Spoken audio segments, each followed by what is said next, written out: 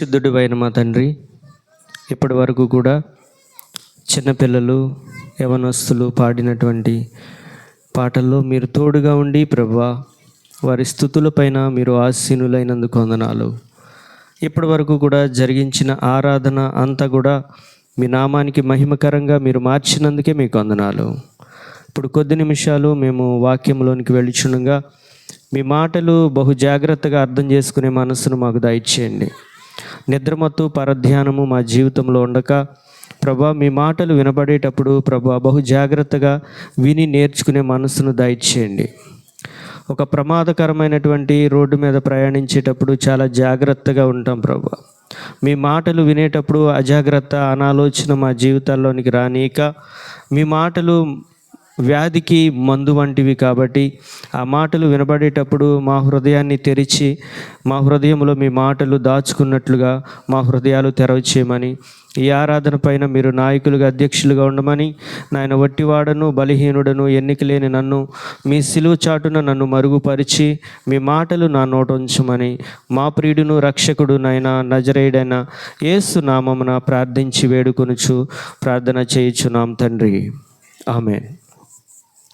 ప్రియులరా, మనము మత్తయి రాసినటువంటి సువార్త 22వ అధ్యాయంలో కొన్ని వచనాలు చదువుకుందాం. మత్తయి రాసినటువంటి సువార్త 22వ అధ్యాయము మొదటి నుంచి కొన్ని వచనాలు చదువుకుందాం. యేసు వారికి ఉత్తరమిచ్చుచు తిరిగి ఉపమాన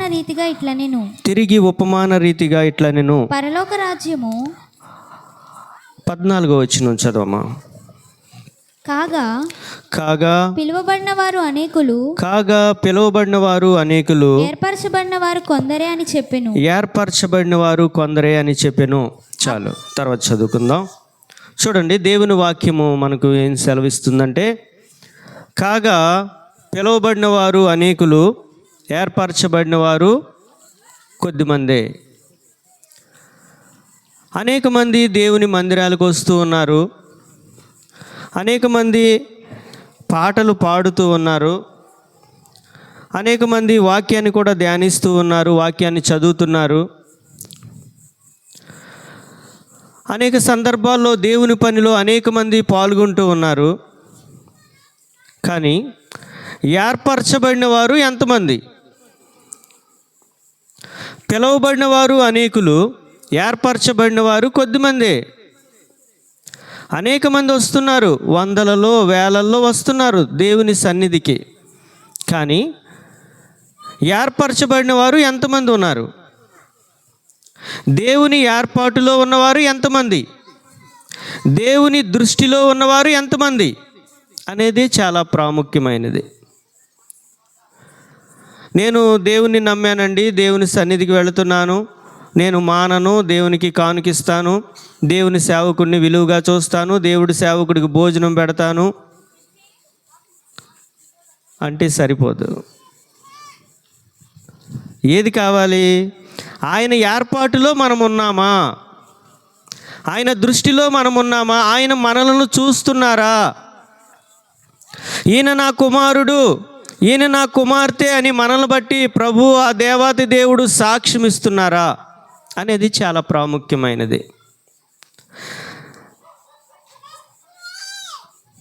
మన ముఖ్యమంత్రి గారు చంద్రబాబు గారు మన ఊర్లో అందరికీ తెలుసు. ఆయన తెలుసా? మీ అందరికీ తెలుసుగా, చంద్రబాబు గారు తెలుసుగా.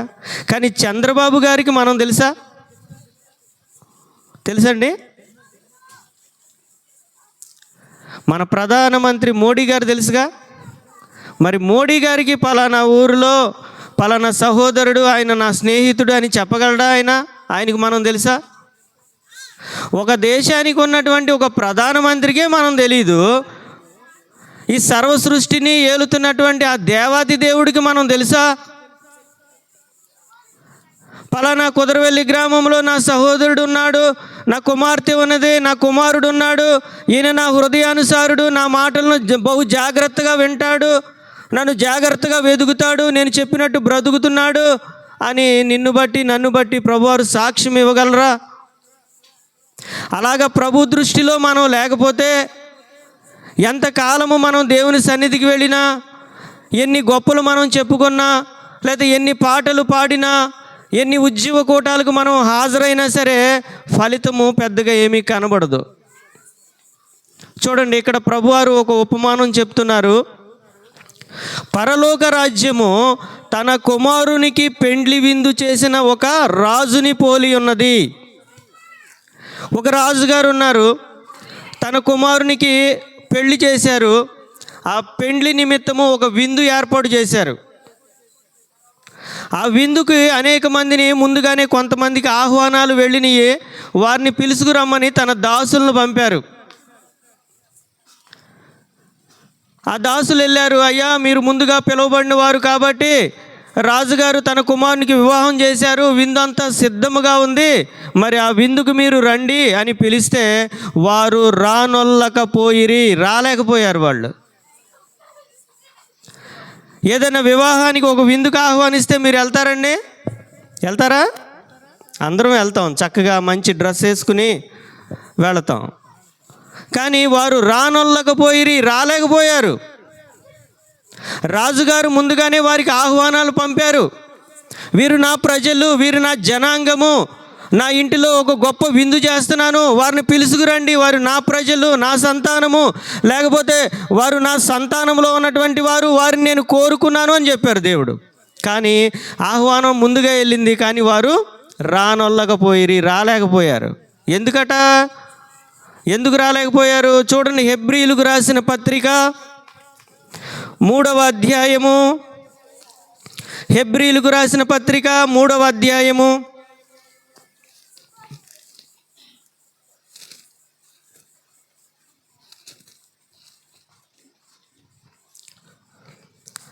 16వ వచనం చూడండి.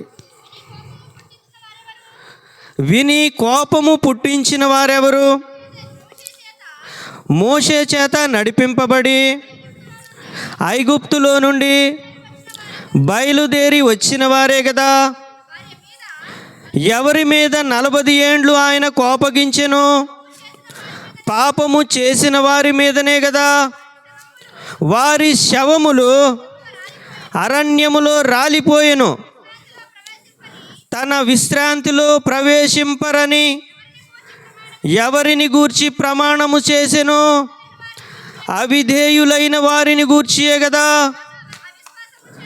కాగా అవిశ్వాసము చేతనే వారు ప్రవేశింపలేకపోయిరని గ్రహించుచున్నాము. ఎందుకు ప్రవేశించలేకపోయారండి వాళ్ళు? కాగా అవిశ్వాసము చేతనే. వారు దేవుని క్రియలు చూశారు, బానిసత్వంలో ఉన్నారని చెప్పి వారు మొరపెడితే దేవుడు తన ప్రవక్తను పంపారు. ఐగుప్తు దేశంలో ఉన్నటువంటి బానిసత్వము యొక్క సంఖ్యలను త్రెంపి కానాను దేశానికి, పాలు తేనెలు ప్రవహించే దేశానికి ఆయన విందులోనికి వారిని పిలిస్తే వారు రానొల్లకపోయిరి. ఎందుకు రాలేకపోయారంటే కాగా అవిశ్వాసము చేతనే. విశ్వాసము లేదు. 10 రకాలైనటువంటి అద్భుతాలు ఐగుప్తు దేశంలో చేసి ఐగుప్తులో ఉన్నటువంటి ప్రజలను, ఐగుప్తులో ఉన్నటువంటి సైనికులను, ఫరోను దేవుడు గడమని వణికించి వారిని బానిస సంఖ్యలను తెంపి తెస్తే, కానీ వారిలో ఏమి లేదట? విశ్వాసము లేదు. చూడండి, మన జీవితంలో కూడా దేవుడు ఎన్నో అద్భుత కార్యాలు చేయిస్తారు. ఎన్నో ప్రమాదాల నుండి దేవుడు తప్పించారు. మరణప్రాయము నుండి తప్పించారు. అనారోగ్య బాధల నుండి తప్పిస్తున్నారు. అనారోగ్య సమస్యలు, ఆర్థిక ఇబ్బందులు, కుటుంబంలో సమస్యలు, అన్నిటి నుంచి, పిల్లల సమస్యలు, అన్నిటి నుంచి దేవుడు విడిపించి మనల్ని స్వతంత్రులుగా చేయాలని ఆ దేవాతి దేవుడు తన సన్నిధికి పిలిస్తే మనం ఎలా ఉంటున్నాం? విశ్వాసం ఉన్నదా మనకి? కాగా అవిశ్వాసము చేతనే వారు రాలేకపోయారు. వారికి విశ్వాసము లేదు. వారిలో ఏముందంటే పాపము ఇంకా నిలిచి ఉంది. వారిలో ఇంకా అవిశ్వాసం ఉంది, అవిధేయత ఉంది. వారందరూ కూడా ఒకే ఆత్మ సంబంధమైన బండలోనిది త్రాగారు. ఆత్మ సంబంధమైన ఆహారమును, మన్నాను వారు భుజించారు. వారు మోషేని బట్టి సముద్రంలోను మేఘంలోను బాప్తిస్మం కూడా పొందారు. కానీ వారిలో ఎక్కువ మంది ఆయనకు ఇష్టలుగా లేకపోవటాన్ని బట్టి వారి శవములు అరణ్యంలోనే రాలిపోయినాయి. మన విశ్వాసం ఎంత, మన జీవితం ఎంత అనేది బహు జాగ్రత్తగా పరిశీలన చేయాలి. చూడండి, ఏదైనా ఒక బట్టల దుకాణానికి వెళ్ళామనుకోండి, ప్రియులారా జాగ్రత్తగానండి, ఏదైనా ఒక బట్టల దుకాణానికి వెళ్ళామనుకోండి, మనం ఏవేవి సెలెక్ట్ చేస్తాం? ఎక్కువ మన్నిక ఉండాలి, దృఢంగా ఉండాలి, మంచి కలర్ ఉండాలి, మన కంటికి ఇంపుగా ఉండాలి, అనేకులను ఆకర్షించాలి. అలాంటి వస్త్రాలు, అలాంటి చీరలు, బట్టలు మనం కొంటాం. అవునా? తొందరగా చిరిగిపోయేవి, కలరు పాడైపోయాయి, బాగా పల్చగా ఉన్నాయి, చూడటానికి అంత అందంగా లేని ఎవరైనా సెలెక్ట్ చేస్తారా? తీసుకుంటారా? ఎవరు తీసుకోరు. చక్కగా దృఢంగా ఉండాలి, మన్నికగా ఉండాలి, మంచి కలర్ ఉండాలి, రేటు తక్కువలో ఉండాలి. అలాంటివి ఏరి కోరి సెలెక్ట్ చేసుకుంటాం మనం. మరి భక్తి విషయంలో ఆ దేవాతి దేవుడు మనల్ని గుడ్డిగా నమ్మి మనల్ని ఆ పరలోక రాజ్యంలో కూర్చోబెట్టేస్తారా? మనల్ని పరిశీలన చేయరా? మనలో ఏ లోపం ఉందో, ఏ పాపం ఉందో, ఏ అవిధేయత ఉందో అన్నీ ఆయనకి తెలుసు. తెలిసినప్పటికీ ప్రేమిస్తూ ఉన్నారు. సరిచేసుకోమని దేవుని సేవకులను పంపుతున్నారు, దేవుని వాక్యాన్ని చెబుతున్నారు. ఇంకా ఇని కూడా మనము కూడా మొద్దుమారిపోయిన స్థితిలో ఉంటే వీరు మనకి ఎలా ఉన్నారు? ఐగుప్తు నుంచి వచ్చినటువంటి బానిసలు స్వతంత్రులుగా చేయాలని ఆ దేవాతి దేవుడు నడిపిస్తే వారు మధ్యలోనే ఆగిపోయారు. జనులు తినుటకు త్రాగుటకు కూర్చుండి ఆడుటకు లేచిరి. తింటున్నారు, త్రాగుతున్నారు, ఆటలు కూడా ఆడుతున్నారు, కానీ దేవుణ్ణి మాత్రం నమ్మలేకపోతున్నారు. ఎన్నో అద్భుత కార్యాలు చూసినప్పటికీ కూడా ఎర్ర సముద్రం దగ్గరకు వచ్చేసరికి అవిశ్వాసం మరలా పట్టుకుంది. మేము అక్కడ ఉంటేనే బాగుండేది కదా, ఎందుకు మమ్మల్ని ఇక్కడ దాకా తీసుకొచ్చావు? ఆ వెనకాల సైన్యం వస్తుంది, వాళ్ళ చేతుల్లో మమ్మల్ని చంపడానికా? అవిశ్వాసం. మనం ఇతరులకు వాక్యాన్ని చెప్పేటప్పుడు చక్కగా చెప్పేస్తూ ఉంటాం, కానీ ఏదైనా సమస్య మన దగ్గరికి వచ్చేసరికి అవిశ్వాసం. దేవుడు చేస్తాడంటావా? ఈ కార్యం జరుగుద్దంటావా? ఈ అనారోగ్యం మన నుంచి విడిపోద్దంటావా? లేకపోతే ఈ చీకటి మన నుండి తొలగిపోద్దంటారా? విశ్వాసంతో ప్రార్థించినప్పుడు అద్భుత కార్యాలు చూడగలుగుతామని దేవుని వాక్యం మనకి అనేక మార్లు చెప్తా ఉంది. కాబట్టి మొదటగా ఆహ్వానాలు వెళ్ళినటువంటి వీరు రాలేకపోయారండి. తర్వాత ఏం జరిగింది చూడండి. కాగా అతడు, ఇదిగో నా విందు సిద్ధపరిచి ఉన్నాను, ఎద్దులను క్రొవ్విన పశువులు వధింపబడి ఉన్నది, అంతయు సిద్ధముగా ఉన్నది, పెండ్లి విందుకు రండని పిలువబడిన వారితో చెప్పుడని వేరే దాసులను పంపెను. గాని వారు లక్ష్యము చేయక ఒకడు తన పొలమునకును మరి ఒకడు వర్తకమునకు వెళ్ళిరి. తక్కిన వారు తన దాసులను పట్టుకొని అవమానపరిచి చంపిరి. మొదటి వారికి ఆహ్వానం వెళ్ళింది, వారిని పిలిచారు, వారు రాలేకపోయారు, మధ్యలోనే ఆగిపోయారు. సరే అని చెప్పి నా విందు అంతా సిద్ధంగా ఉన్నది, క్రొవ్విన పశువులు వధించబడి ఉన్నాయి, విందంతా సిద్ధమైపోయింది, మరలా పిలుచుకురండి అని మరలా వేరే దాసులను మరలా పంపాడు ఆ రాజుగారు. ఆ దాసులు వెళ్ళారు, వాక్యాన్ని చెబుతూ ఉన్నారు. అయ్యా రండి, రాజుగారు విందు సిద్ధం చేశారంటే వాళ్ళు ఒకడు పొలానికి వెళ్ళిపోతున్నాడు, మరి ఒకడు వర్తకానికి వెళ్ళాడు. కర్మ వాళ్ళందరూ కూడా తన దాసులను పట్టుకున్నారు, అవమానపరిచారు, కొట్టారు, చంపుతున్నారు. దేవుడు తన ప్రవక్తలను అనేక మార్లు పంపుతూ ఉన్నారండి. మోషేని పంపారు ఐగుప్తు దేశానికి, వాళ్ళు రాలేదు. తర్వాత తన శిష్యులను పంపుతున్నారు. పేతురు, యోహాను, యాకోబు వీరందరూ వెళ్ళారు, వాక్యాన్ని ప్రకటిస్తున్నారు. అయ్యా మాకు పనేమి లేదా? ఎవరైనా ఒక మంచి దైవజనుడు, అయ్యా దేవుడు మిమ్మల్ని ప్రేమించుచున్నారు, మీరు దేవునికి లోబడండి, దేవుడు నిత్య రాజ్యానికి మిమ్మల్ని నడిపిస్తారు, మీ పాపం నుంచి విడిపిస్తారు, మీ బిడ్డలను కాపాడుతారు, మీ బిడ్డలకు మంచి జీవితాన్ని ఇస్తారు అని అంటే, ఏమయ్యా మీకు పని లేదా? సంచిచ్చుకుని వస్తున్నావు రోజు, మాకు పని లేదా, మాకు వ్యాపారం లేదా అని మనం నిర్లక్ష్యంగా మాట్లాడతాం. దేవుని యొక్క పిలుపు అనేక మార్లు కొంతమంది దైవజనుల ద్వారా వస్తుంది. వాక్యము అనేక మార్లు మైక్ ద్వారా మనకు దేవుని వాక్యం అందుతూ ఉంది. వాక్యం చదువుతున్నప్పుడు దేవుడు మనతో మాట్లాడుతూ ఉంటారు. అనేక రీతులుగా దేవుని పిలుపు మనకు వచ్చినప్పటికీ కూడా మనం ఎలా ఉంటామంటే చాలా నిర్లక్ష్యంగా ఉంటాం. ఇంకా సమయం ఉంది, ఇంకా సమయం ఉంది, నా సమయం రాలేదు. మన సమయం ఎంతో మనకు తెలుసా? మన జీవితం ఎంతో మనకు తెలుసా? మన జీవితం ఏ పాటిదండి మన జీవితం? నాకు పని ఉంది, నాకు వ్యాపారం ఉంది, నాకు ఎన్నో పనులు ఉన్నాయి, నాకు ఖాళీ సమయమే లేదు. ఏదైనా ఒక అనారోగ్యం వస్తే అప్పుడు ఏమవుతుంది? సమయం ఏమవుద్దండి? సమయం. ఇటీవల కాలంలో మా అమ్మగారికి కంటికి ఆపరేషన్ చేయించామండి.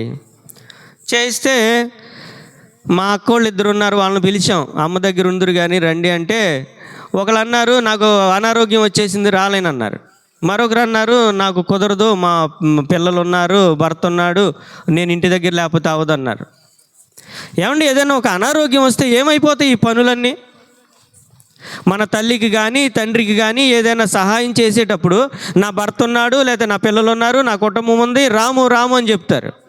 ఏదైనా ఒక అనారోగ్యం నీ మీదకి వస్తే నీ భర్త ఏమైపోతాడు? నీ పిల్లలు ఏమైపోతారు? నీ కుటుంబం ఏమైపోతుంది? ఆ దేవాతి దేవుని దగ్గరికి వెళ్ళడానికి ఎందుకు ఇన్ని ఆటంకాలు చెబుతూ ఉంటారు? నాకు సమయం లేదు. మన సమయం ఎంతో మనకు తెలియదు. ఆ దాసులు వచ్చి చెబితే అవమానపరుస్తున్నారు. ఎల్లెల్లో కొంతమంది వారి గృహాల్లోనికి కానీ వారి గ్రామాల్లోనికి కూడా రానివ్వట్లేదు. దేవుడు చెప్పారు, నాకంటే మీకంటే ముందు నేను ద్వేషించబడ్డాను కాబట్టి లోకము మిమ్మల్ని ద్వేషిస్తుంది, మీరేం భయపడొద్దు. చీకటిలో ఉన్నవారు వెలుగును ద్వేషిస్తారు. ఎవరైతే వెలుగులో నడుస్తున్నారో వారిని చీకటిలో ఉన్నవారు ద్వేషిస్తారు, వారిని అవమానపరుస్తారు, అవహేళన చేస్తారు, తక్కువ చేసి మాట్లాడతారు. అయినా సరే భయపడొద్దు. దేవుడు మిమ్మల్ని ప్రేమించుచున్నాడు గనుక మీరు భయపడవసరం లేదు. ఆ దాసులు వచ్చారు, చెబుతున్నారు, అయినా సరే అవమానపరిచారు, కొడుతున్నారు. స్టెఫన్ ఏం చేశారు? వాక్యం చెప్తుంటే రాళ్లతో కొట్టి కొట్టి కొట్టి కొట్టి చంపేశారు. యాకోబుని ఏం చేశారు? యోహాను సహోదరుడైన యాకోబుని ఏం చేశారు? ఖడ్గముతో తల నరికి చంపేశారు. బాప్టిస్మ ఇచ్చి యోహాను తల నరికి పళ్ళెంలో పెట్టి తెచ్చారు. ఏం చేశారు వాళ్ళు? తప్పేమన్నా చేశారండి? తప్పేమన్నా? ఏ తప్పు చేయలేదు. పేతురును పట్టుకున్నారు, చెరసాల్లో వేసేశారు. యూదులకు ఇష్టమైన కార్యమని అతను కూడా చంపాలనుకుంటున్నారు. ఒక స్థలంలో అపోస్తుడైన పౌలు ఒక చిన్న కుమార్తెకు దెయ్యం పట్టి సోది చెబుతుంటే ఆ దెయ్యాన్ని విడిపించినందుకు ఆయన పట్టుకుని బెత్తాలతో కొట్టారు. మంచి కార్యమే కదా. చీకటిలో ఉన్నవారు వెలుగును ద్వేషిస్తారు. కాబట్టి ఆ రాజుగారు తన దాసులను పంపారు. రెండో మారు పంపినప్పటికీ కూడా ఒకరు పొలానికి వెళుతున్నారు, మరొకరు వర్తకానికి వెళ్ళారు. కడమవారు పట్టించుకోవట్లేదు, అవమానపరుస్తున్నారు, అవహేళన చేస్తున్నారు. ఆ దాసులను పట్టుకున్నారు, కొట్టారు, కొద్దిమందిని చంపేస్తూ ఉన్నారు. రాజుగారు చీ వీరు కరెక్ట్ కాదు అని వారిని విడిచిపెట్టేసి, మీరు రాజమార్గాలకు వెళ్ళండి, ప్రతి వీధికి వెళ్ళండి, ప్రతి పట్టణానికి వెళ్ళండి, ప్రతి సందుకు వెళ్ళండి, అక్కడ ఉన్నటువంటి ప్రజలందరినీ తీసుకుని నా విందుకు తీసుకురండి అని చెప్పారు. ఏమని చెప్పారండి?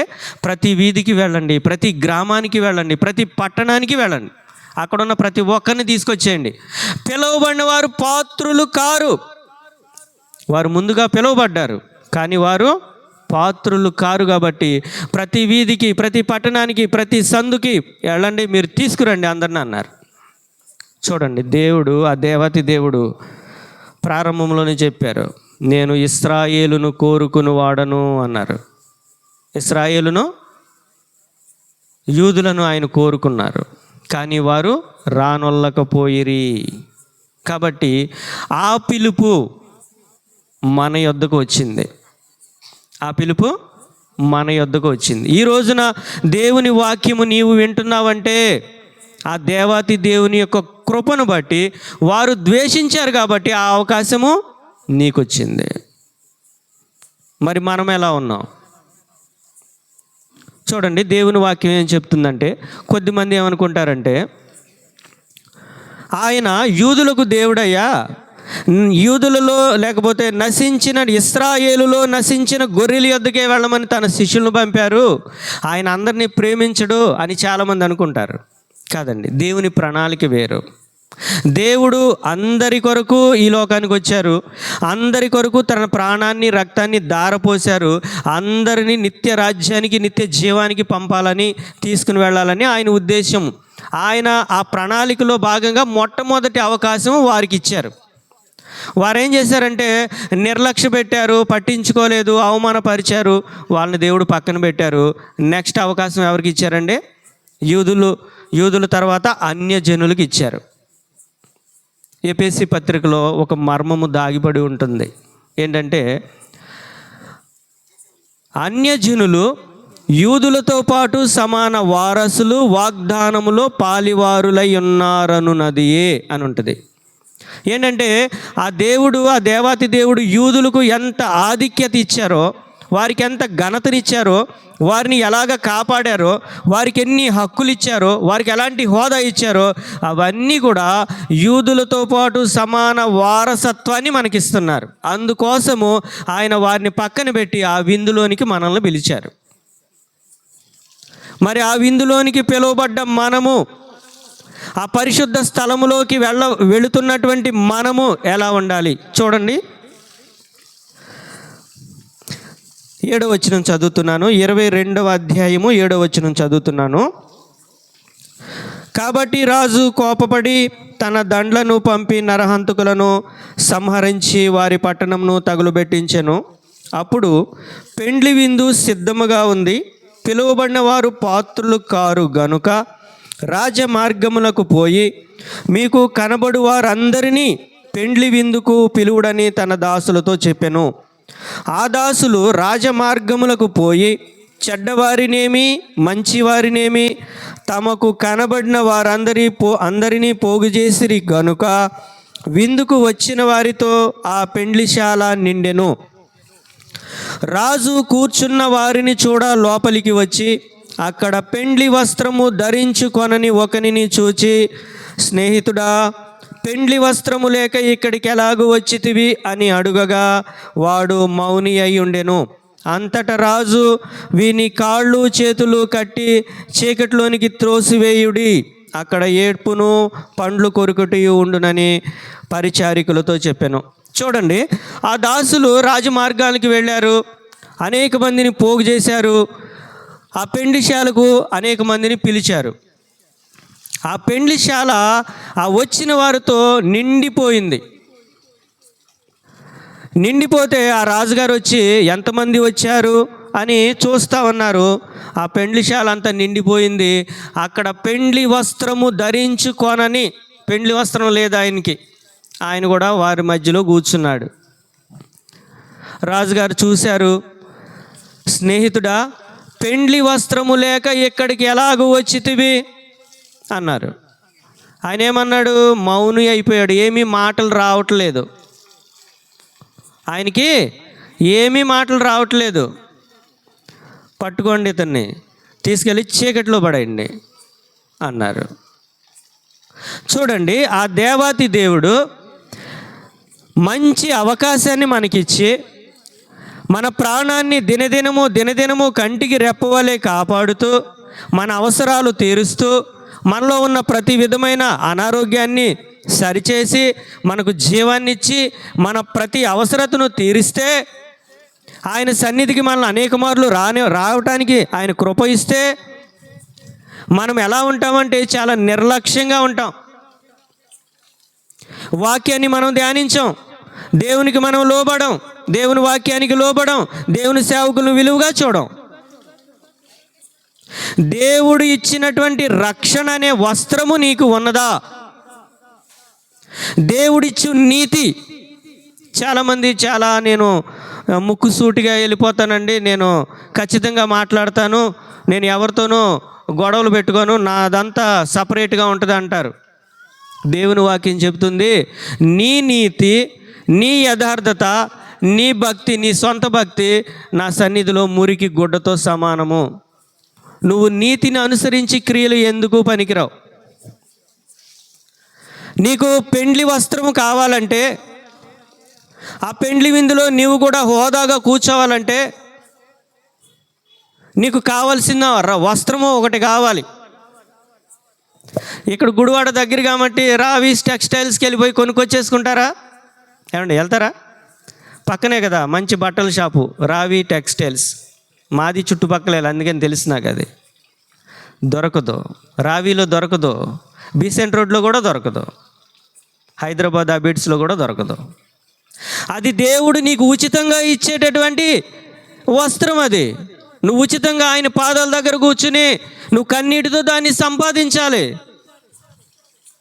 అయ్యా, నా బలమును బట్టి నేను జయించలేను, నా జ్ఞానమును బట్టి నేను జయించలేను, మీరు ఉచితముగా నన్ను నీతిమంతుడిగా తీరిస్తే తప్ప నేను నీతిమంతుడిని కాలేను. ఇది రక్షణ వస్త్రం అంటే. క్రీస్తులో మనం తిరిగి జన్మించామా? క్రీస్తుకు మన జీవితాన్ని అప్పగించామా? క్రీస్తు చెప్పినట్లుగా మనం బ్రతుకుతున్నామా? ఆయన కను దృష్టిలో మనం ఉన్నామా? ఆయన హృదయానికి అనుకూలంగా మనం బ్రతుకుతున్నామా? ఇది రక్షణ వస్త్రం అంటే. ఇవేమీ మనం చేయం. ఏం చేస్తాం? అన్నీ నెరవేర్చిన వారి వలె హుందాగా కూర్చుంటామా? కొంచెం వాక్యం తెలిస్తే నాకు అంతా తెలుసు అనుకుంటాం. ఇది కాదండి. దేవుడు ఎవరిని కోరుకుంటారు? దేవుని యొక్క కనుదృష్టి ఎవరి మీద ఉంది? కాగా పిలువబడిన వారు అనేకులు, ఏర్పరచబడిన వారు కొద్దిమంది. ఆ ఏర్పాటులో నువ్వు నేను మనం ఉన్నామా? ఇది ప్రశ్న.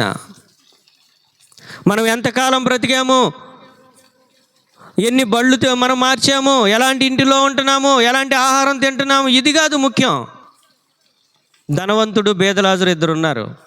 ధనవంతుడు మంచి వస్త్రాలు ధరించుకున్నాడు, మంచి ఇంటిలో ఉన్నాడు, హుందాగా బ్రతికాడు. బేదలాజరు ఉన్నాడు, దరిద్రుడు, తింటాకి లేదు, ఒళ్ళంతా కురుపులే. ఎవరు విలువగా ఉన్నారు? మనం బ్రతికే బ్రతుకు కాదండి విలువ. ఆయన దృష్టిలో విలువైనది ఒకటి ఉంది. పేతురు రాసిన పత్రికలో పేతురు చెప్తాడు, జడలు అల్లుకొనుటయు, బంగారు నగులు పెట్టుకొనుటయు, మంచి వస్త్రములు ధరించుకొనుటయు, వెలుపటి అలంకారము మీకు అలంకారముగా ఉండక. ఎలాంటి అలంకారం మనం చేసుకోవాలి? సాధువైనట్టు మృదువైనట్టు గుణమును అక్షయ అలంకారము గల మీ అంతరంగ స్వభావము విలువగా ఉండాలి. ఇది దేవుని దృష్టిలో విలువైనది. దేవుని దృష్టిలో ఏది విలువైనదో కూడా మనం తెలుసుకుని ఉండాలి. దేవుడు ఎలాంటి జీవితాన్ని ఇష్టపడుతున్నారు, ఎలాంటి హృదయాన్ని కోరుకుంటున్నారు. దేశములో నమ్మకస్తులైన వారి కొరకు నేను ఎదురు చూస్తున్నాను, నిర్దోష మార్గమందు నడుచువారు నాకు పరిచారికులు అవుతారన్నారు దేవుడు. మరి నిర్దోష మార్గంలో మనం నడుస్తున్నామా? అందరూ పెండ్లి విందులో ఉన్నారు, ఒక వ్యక్తి దగ్గర వస్త్రము లేదు, పెండ్లి వస్త్రం లేదు. మరి ఈ రోజున ఆయన సన్నిధిలో నిలిచే భాగ్యం మనకు ఉండాలంటే, ఆ యొక్క నిత్య రాజ్యములో మనం ఉండాలంటే మనకు రక్షణ వస్త్రాలు ఉన్నాయా? ఈయన నా కుమారుడు, ఈయన నా కుమార్తె, ఈమె నేను రక్షించాను, ఈమె నేను కాపాడుతున్నాను అని దేవుడు చెప్పగలరా? చూడండి, పౌలు చెప్తున్నాడు ఒక మాట చూడండి, ఫిలిప్పీలకు రాసిన పత్రికలో, ఫిలిప్పీలకు రాసినటువంటి పత్రిక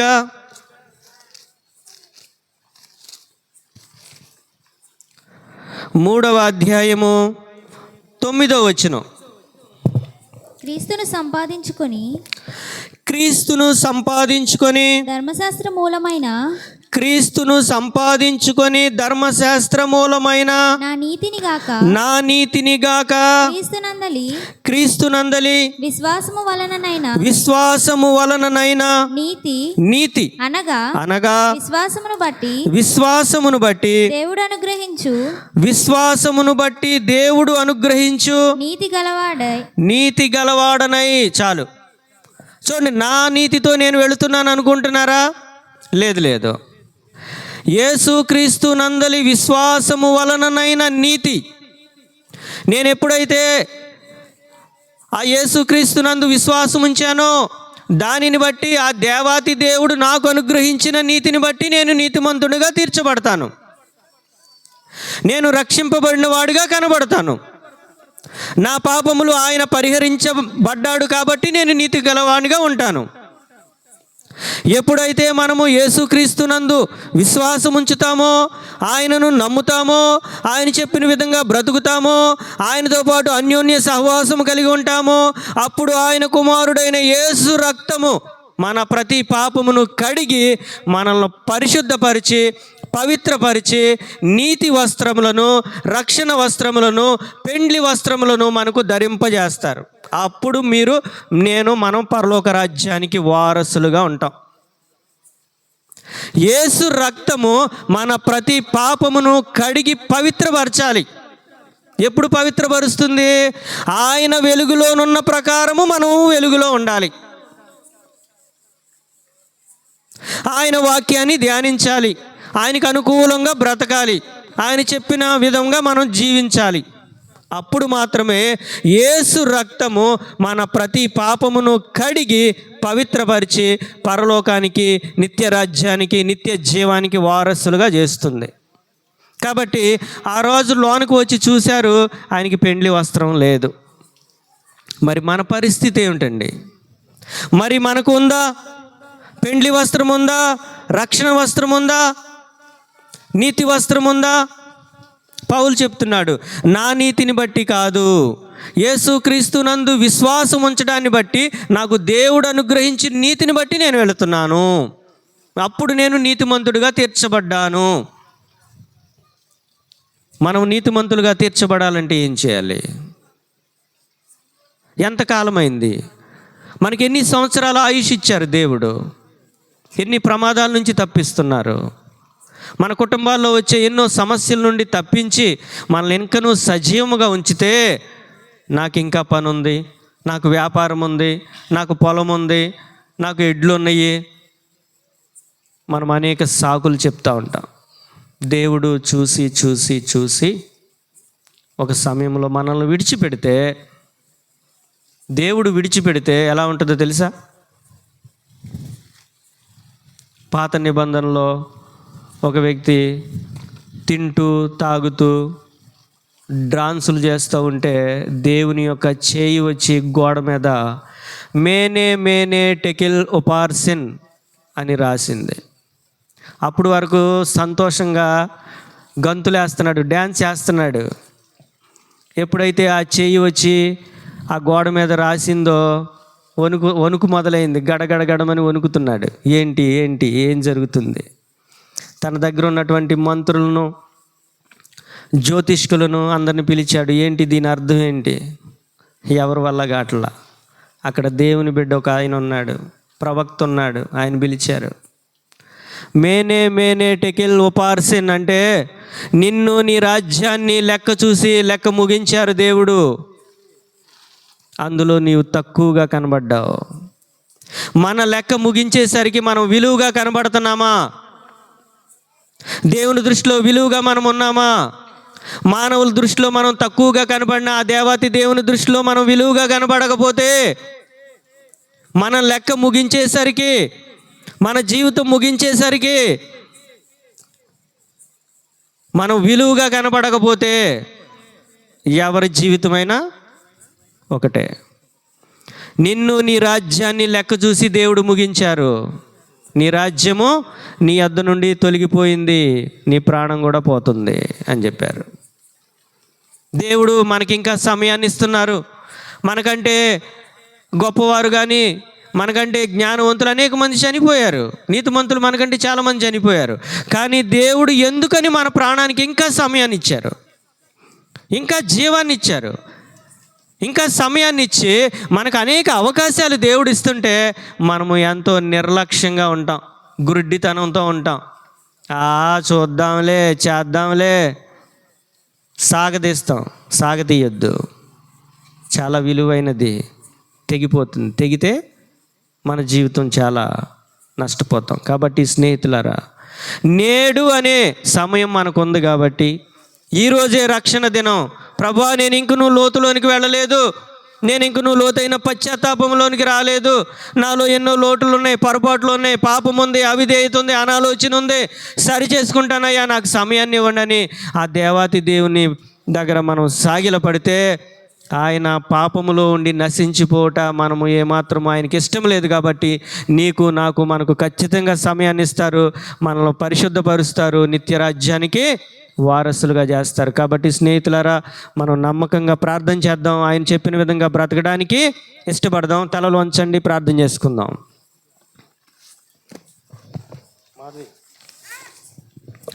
పరిశుద్ధుడు అయిన మా తండ్రి, ఇప్పటి వరకు ప్రభా మీరు మాకు వినిపించిన వాక్యము కొరకే మీకు వందనాలు. మీ మాటలు విలువైనవి, మీ మాటలు జ్ఞానయుక్తమైనవి, మీ మాటలు జీవము కలిగినవి. ఆ మాటలు మా జీవితంలో, మా కుటుంబంలో, మా బిడ్డల జీవితంలో నాయన మీరు నెరవేర్చమని మేము నిత్య రాజ్యానికి వారసులుగా ఉంటాము ప్రభా. మీకు లోబడతాం, మీ చిత్తానికి లోబడతాం, మీరు చెప్పిన విధంగా మేము బ్రతుకుతాం ప్రభా. మరి ముఖ్యంగా పాపము నుంచి విడిపింపబడాలి ప్రభా, లోకము నుంచి విడిపించబడతాం ప్రభా. మీరు చెప్పిన విధంగా బ్రతికి నాయన మీకు లోబడి మీ రాజ్యానికి వారసులుగా మేము ఉంటామని మీ ఆత్మ, మీ సన్నిధి మాకు తోడుగా ఉంచి మాకు సమయాన్ని దయచేయమని నజరేయుడైన యేసు నామమున ప్రార్థించి బ్రతిమలాడి వేడుకొనుచు ప్రార్థన చేయుచున్నాం తండ్రి. ఆమేన్.